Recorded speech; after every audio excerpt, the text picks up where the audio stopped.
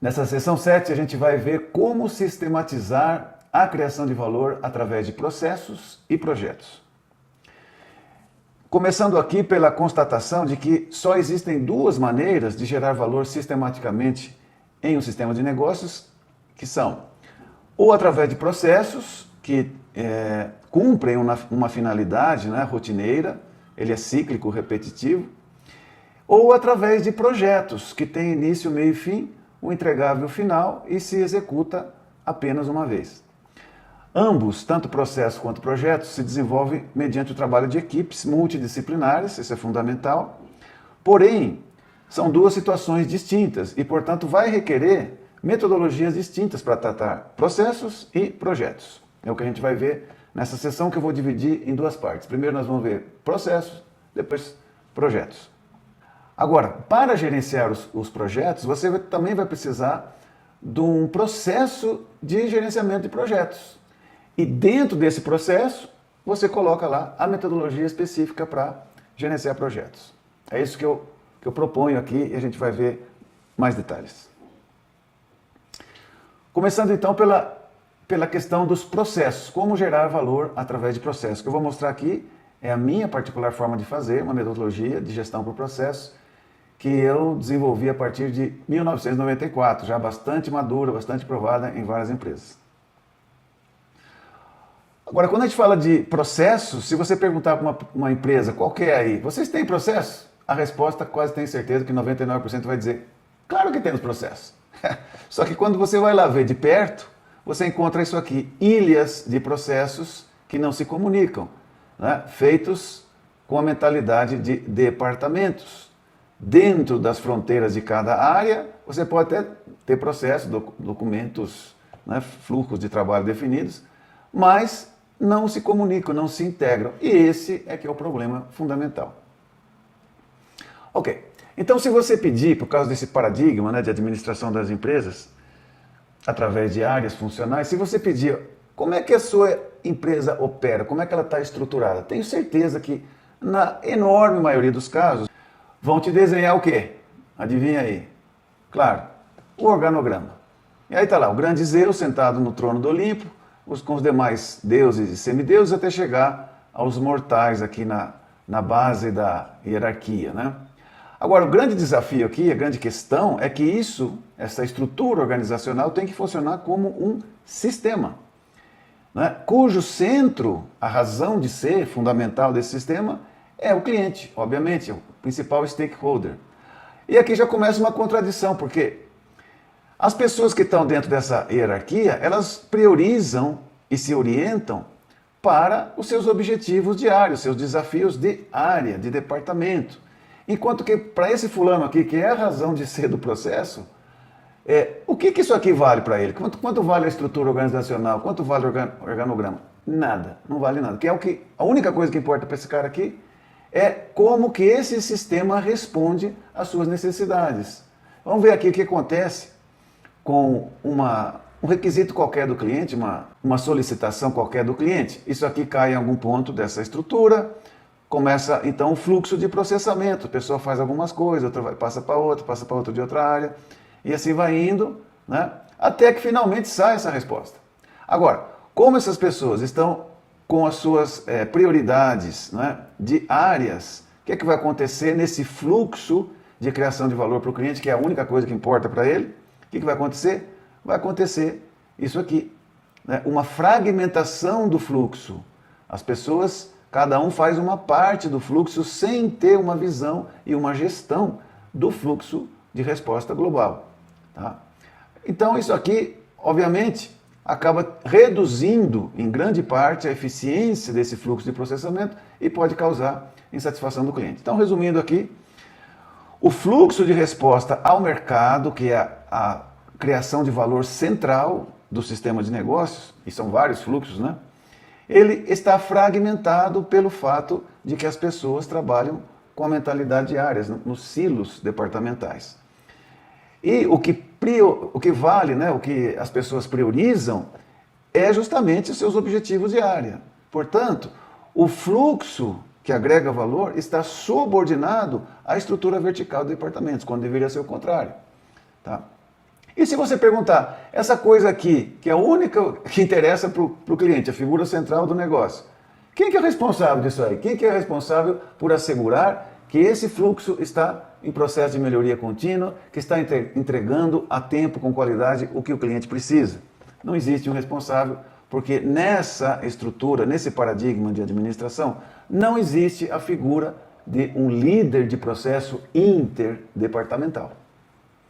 Então, resumindo aqui, o próprio paradigma de gestão por áreas, por departamentos, nos coloca numa contradição fundamental. Para servir ao cliente, que é o foco central do negócio, as pessoas devem trabalhar de maneira integrada durante todo o fluxo de processamento. Mas para cumprir as metas departamentais, que é o foco central da operação, as pessoas acabam trabalhando de maneira isolada. E aí você tem, né, como causa raiz de tudo isso, a própria filosofia administrativa, como já disse, a gestão por departamentos. É isso aqui que eu quero propor, uma forma de mudar o paradigma, né, e aumentar drasticamente a eficiência operacional. Ok, então, tipicamente, olha que eu já passei por muitas empresas, né, ao longo dos meus 40 anos, esse ano completo 40 anos de operação, né, em treinamento e consultoria, eu já observei muito disso aqui, ó. As pessoas dedicando aí a maior parte do seu tempo produtivo a reagir a problemas, né, fazer reprocessos, ou seja, apagar incêndios.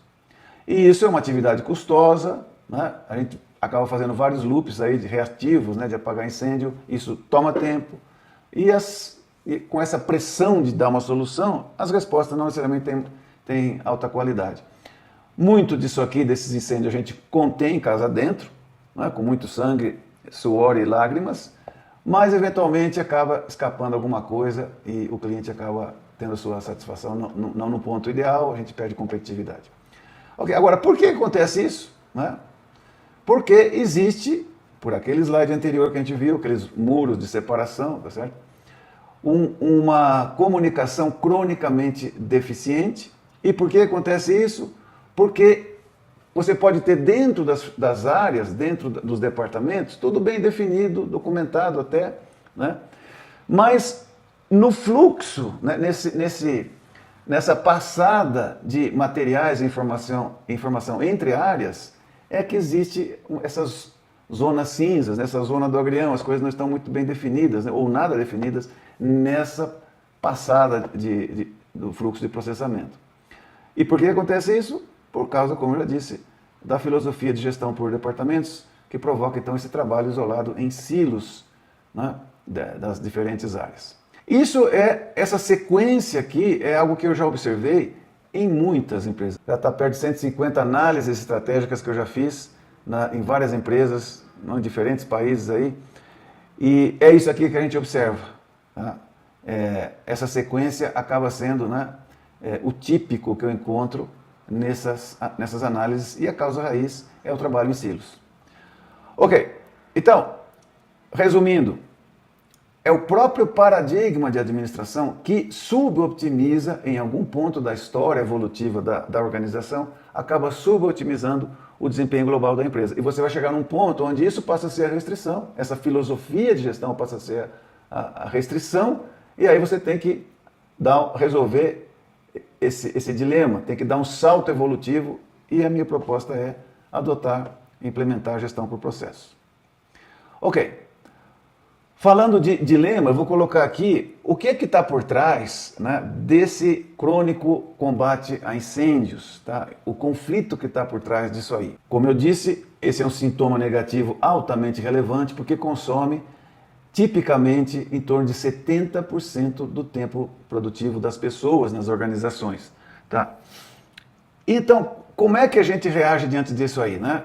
A gente tenta, claro, enfrentar. A gente, eu digo, né, os administradores, os gerentes, tá?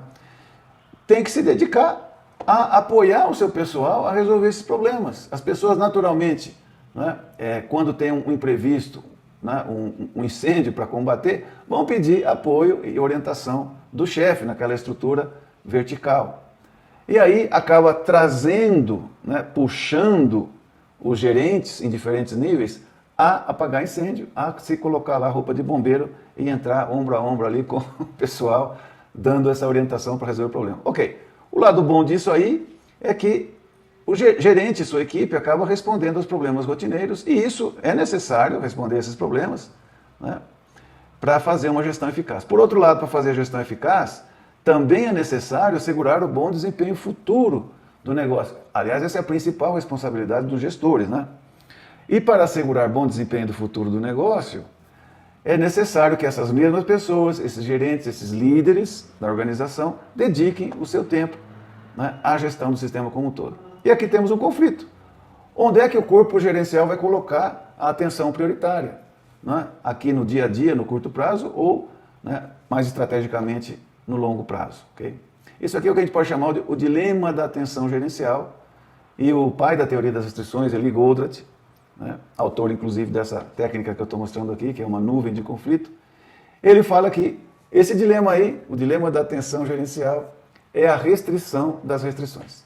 Ok. No dia a dia das empresas, qual é o lado que prevalece? Obviamente, é muito forte a pressão para atender a essas urgências, né, do dia a dia, a operação, e isso provoca uma falsa solução, ganha esse lado e perde o outro, sacrificamos em grande parte o outro lado, a visão mais estratégica, tá certo? Mais estrutural. E isso não resolve o conflito continua.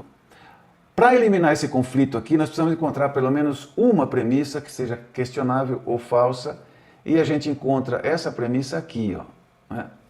O pensamento que sustenta esse conflito, né? O ponto de ruptura desse conflito com uma solução ganha-ganha é por aqui. Porque é o seguinte, né? Aqui atrás está a seguinte premissa, tá? Para responder aos problemas rotineiros, nós, gerentes, temos que dedicar o nosso tempo a apoiar a operação, porque ninguém mais pode fazer isso eficazmente.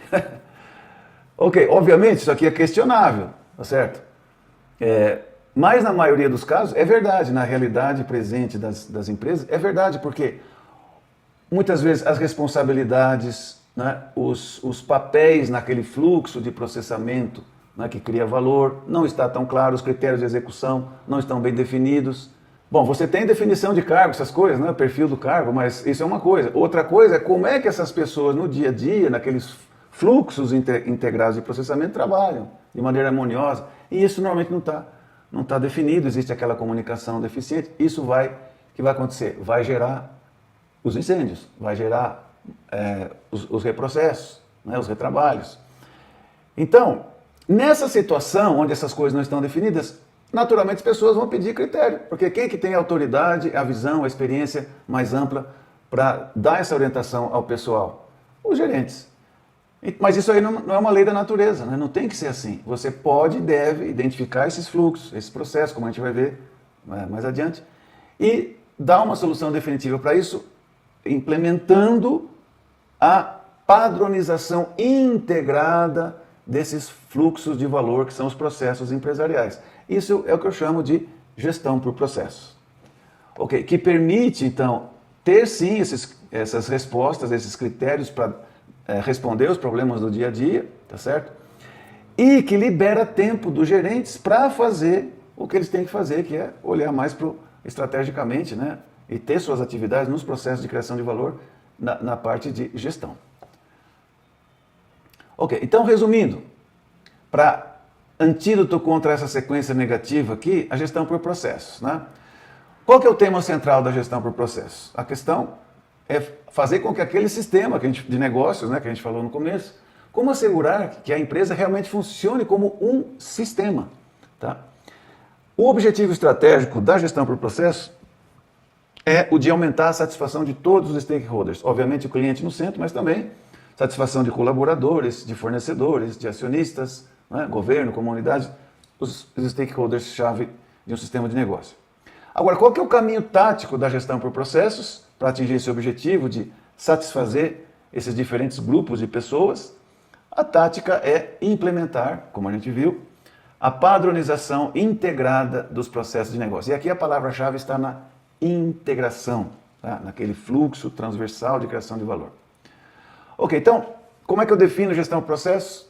Da seguinte maneira, é uma filosofia administrativa que subordina e integra as áreas funcionais da empresa aos fluxos de criação de valor para os stakeholders de um sistema de negócio. Observe que não destrói a estrutura vertical, porque nós precisamos de gente com conhecimento especializado das diferentes áreas para tomar melhores decisões, né, e criar valor naqueles fluxos transversais. A questão e o grande desafio é integrar essas áreas e fazer com que elas priorizem e suportem os fluxos, né, dos processos.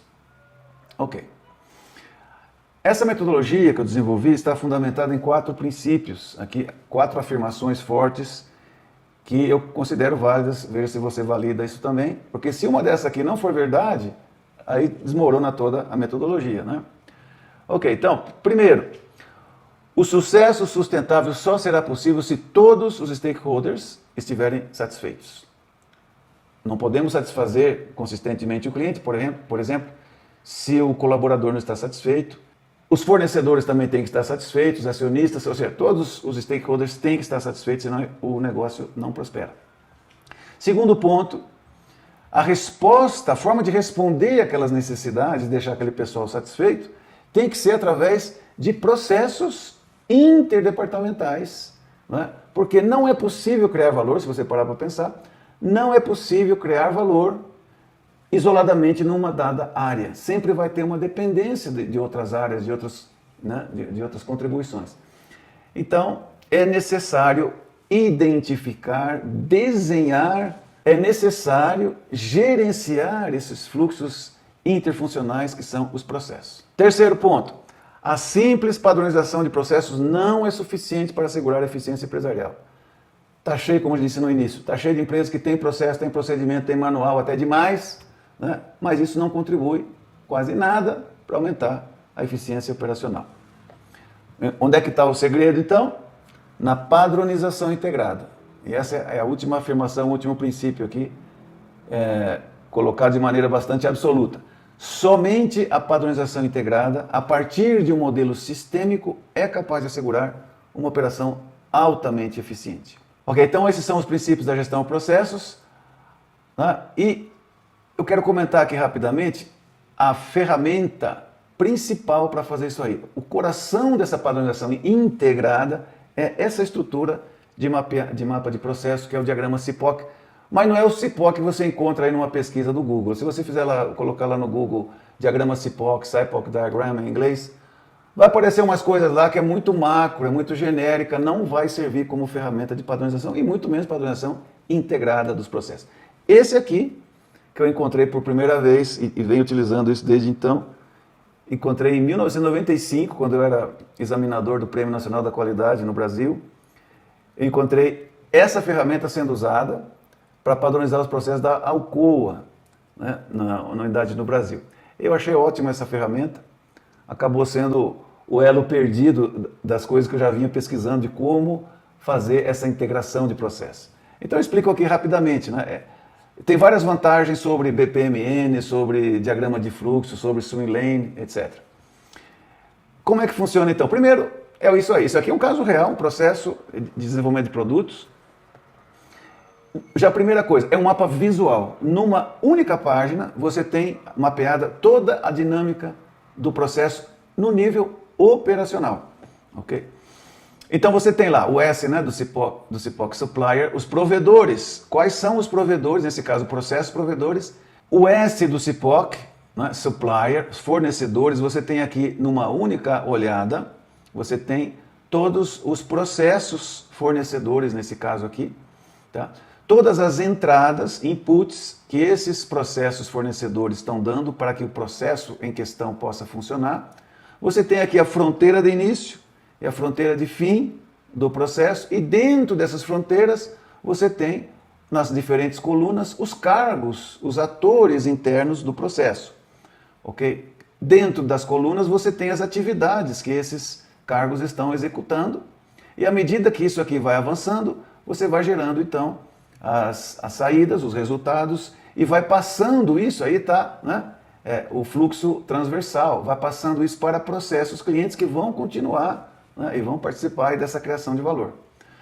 Ok, então essa simples ferramenta nos obriga a definir com precisão, né, sem redundância, sem desperdícios, essas interfaces entre áreas e processos da empresa. Então você tem as entradas, você tem aqui onde que essa entrada é utilizada nessa rede de atividades do processo. Você tem as saídas e para onde que essas saídas estão indo, né? Você tem então todos, não fica nem um só cabo solto aí, né? Fica tudo conectado, tudo beleza, tudo padronizado e fluindo, criando valor, ok? Então são essas as vantagens do diagrama CIPOC detalhado, que é então a ferramenta central da padronização integrada de processos. Agora, como que a gente implementa gestão de processos? Aqui eu vou descrever a minha forma de fazer, metodologia, como eu disse, que eu venho desenvolvendo desde 94. Ok, são duas fases. A primeira é um workshop com a gerência, né, onde a gente cria um modelo, né, da empresa vista como um sistema realmente de processo. E na fase 2, é o desafio, né, o que toma mais tempo, é aterrissar na prática, no nível operacional, esse modelo sistêmico de processo que a gente chama de macrofluxo. Como que é feito? Um pouquinho mais de detalhes sobre essa fase 1. A gente parte, porque o objetivo final é esse, a gente parte das necessidades dos stakeholders que a gente quer satisfazer, cria uma estrutura, né, com base na experiência da equipe, o que querem os clientes, os fornecedores, etc. E depois a gente vai lá para ver as nossas atividades, quais são os nossos processos, que novos processos é necessário criar, tá? E aí chega então a definição do macrofluxo do sistema de negócio. Ok, como é que é feito isso? Então, a gente usa todo o conhecimento e experiência da equipe de direção da unidade de negócio para criar essas estruturas, né, essas de necessidades, esses requisitos, né, coerentes, que se a gente satisfaz através dos processos essas necessidades, o resultado vai ser um stakeholder totalmente satisfeito. Aqui está um pequeno exemplo parcial. Tá? Ok, aí a gente deixa esse resultado de um lado e vai agora ver as nossas atividades. O que a gente já faz, a empresa já existe, o que a gente já faz para criar valor nas diferentes áreas. E aí vai levantando as atividades repetitivas, né? Porque todo processo é cíclico, é repetitivo, e vai reagrupando essas atividades por afinidade, tá? Até gerar, então, identificar nesses grupos de atividades afins os processos da organização. Tipicamente, para uma unidade de negócio, sai aí 70, 80 processos, tá? Entre processo primário, processo de apoio e processo de gestão. Ok, são bastantes, né? E tem uma afinidade entre si. Existem conjuntos de processos afins, então a gente agrupa esses processos afins para identificar, então, os macroprocessos, ok? E aí classifica, então, esses processos, né? Se é processo primário, se é um processo de gestão, se é um processo de apoio. Ok, e aí sai, então, a primeira vista da empresa, a primeira visão da empresa como realmente um sistema de processo. Cada caixinha aqui é um macroprocesso, primários, de apoio e de gestão, e a sua conversa dinâmica. Ok, agora, a gente junta nessa etapa aqui as duas atividades que a gente fez. De um lado as necessidades e do outro lado os processos. Nessa matriz, que eu chamo matriz necessidades versus processos, tá? Onde essa equipe de direção, essa equipe de líderes, vai atribuir aos diferentes processos o que ele tem que ter para satisfazer as necessidades pertinentes dos stakeholders. Onde existe aqui essa bolinha negra, significa que a gerência definiu que esse processo tem que satisfazer essa necessidade que está aqui lá nas linhas dessa matriz. Então, essa matriz aqui vai servir de guia para toda a fase 2, para o trabalho de padronização integrada das equipes de processo. Ok, outra coisa importantíssima também que é feita nesse workshop gerencial é repensar e reorientar completamente as métricas, os indicadores de desempenho da organização. O que é medido, o que serve de base para objetivos, né, de negócio.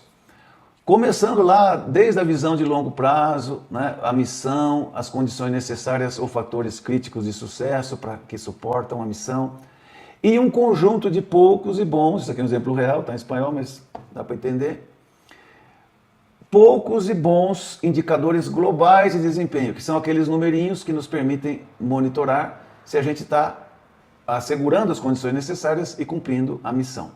E aí a gente faz o cruzamento desses objetivos com os processos, para avaliar quais são os processos que têm maior impacto nesses resultados finais de negócio. Aí esses processos, que está aqui, esse é um exemplo, está ressaltado em amarelo, esses processos nós chamamos de processos críticos.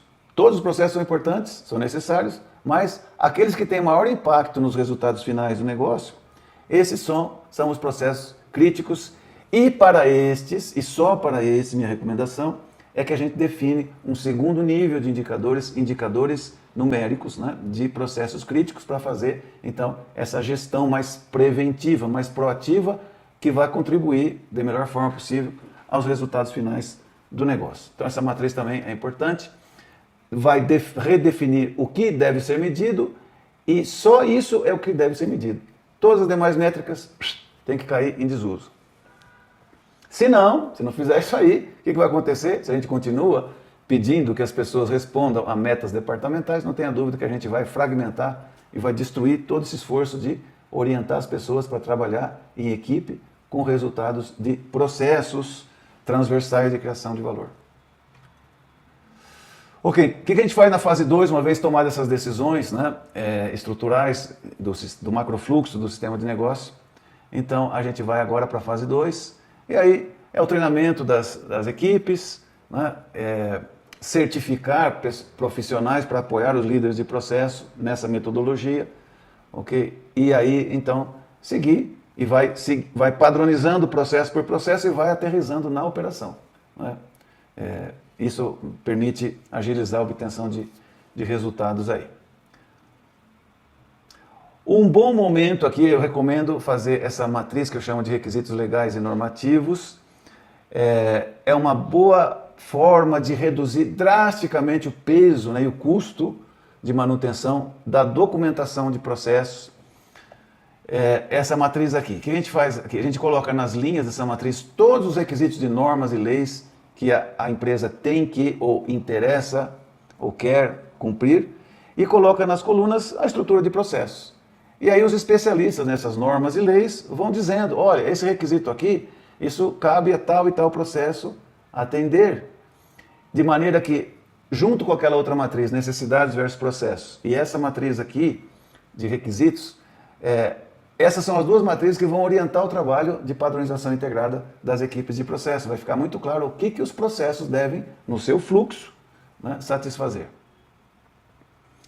Ok, indo para um segundo nível de padronização integrada, já começando a ver aquela conversa transversal entre processos, são os CIPOCs de macroprocessos. Aqui está um exemplo, um macroprocesso de comercialização, de vendas, né, e você tem aqui 6 processos internos e você tem já as interfaces ainda no nível macro, quais são os principais fornecedores, as principais entradas, as principais saídas e os principais clientes e como que esses processos dentro do macroprocesso conversam entre si. E aí chegamos no último nível já de padronização integrada, agora no nível operativo, né? Nível operacional. Eu já mostrei um exemplo de CIPOC, tá? Aqui é um outro exemplo, não dá nem para ver direito aí, né? Mas eu escolhi esse processo de propósito, porque, como você vê, obviamente, né, muitas atividades, muitas interfaces, é um processo complexo e você vai ver que o procedimento que padroniza isso aí é bastante compacto. Agora, um ponto fundamental aqui é que, já desde o início, seja o próprio pessoal que executa as atividades os que definem esse fluxo. É a própria equipe de processo que vai, então, fazer esse esforço e vai se envolver já desde o início, né, usando sua criatividade, seu conhecimento, para já eliminar as ineficiências existentes na estrutura atual. E aquele processo que é complicado, né, esse que eu estou usando aqui de exemplo, o procedimento que padroniza esse processo é um arquivo Word com 3 páginas. A primeira é a capa. Ou seja, com 2 páginas do Word, mais o diagrama CIPOC como anexo, você tem esse processo totalmente padronizado, cumprindo todos os requisitos de normas, leis, né, e necessidades das partes interessadas. Então, é uma documentação super enxuta. Ok? Então, resumindo aqui, a padronização integrada de processo, o nível mais alto, o macrofluxo do sistema de negócio na visão sistêmica de processos. Aí a gente vai ter os CIPOCs já fazendo a integração, CIPOCs de macroprocessos, E, finalmente, os CIPOCs de processos com a correspondente documentação de procedimentos, instruções operacionais, registros, né, e etc. Políticas. Ok, deixo aí alguns links para vídeos que você vai encontrar no meu canal do YouTube, Resolve Guru Oficial. Eles ajudam a comparar, né, a falsa e a verdadeira GPP, Gestão por Processos.